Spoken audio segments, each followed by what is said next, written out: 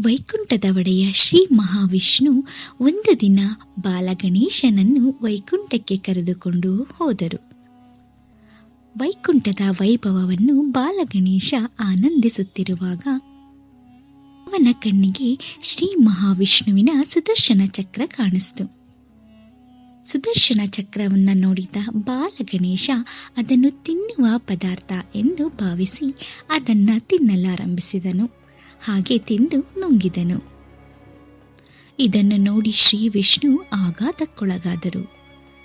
ಅದನ್ನು ಹೇಗಾದರೂ ಮಾಡಿ ಗಣೇಶನಿಂದ ಹಿಂದಿರುಗಿ ಪಡೆಯಲು ಶ್ರೀ ವಿಷ್ಣು ಕೇಳಿಕೊಂಡರು. ಆದರೆ ಬಾಲಗಣೇಶ ಅದಕ್ಕೆ ಸಮ್ಮತಿಸಲಿಲ್ಲ.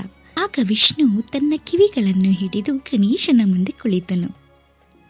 ವಿಷ್ಣು ಕಿವಿಗಳನ್ನು ಹಿಡಿದುಕೊಂಡು ತಮಾಷೆಯಾಗಿ ಗಣೇಶನ ಮುಂದೆ ನಡೆದಾಡುತ್ತಿದ್ದರು. ವಿವಿಧ ಭಂಗಿಯಲ್ಲಿ ಗಣೇಶನ ಮುಂದೆ ಕಿವಿಯನ್ನು ಹಿಡಿದು ಮೇಲಿಂದ ಕೆಳಗೆ ಕೂತು ಎದ್ದು ಮಾಡಿದರು.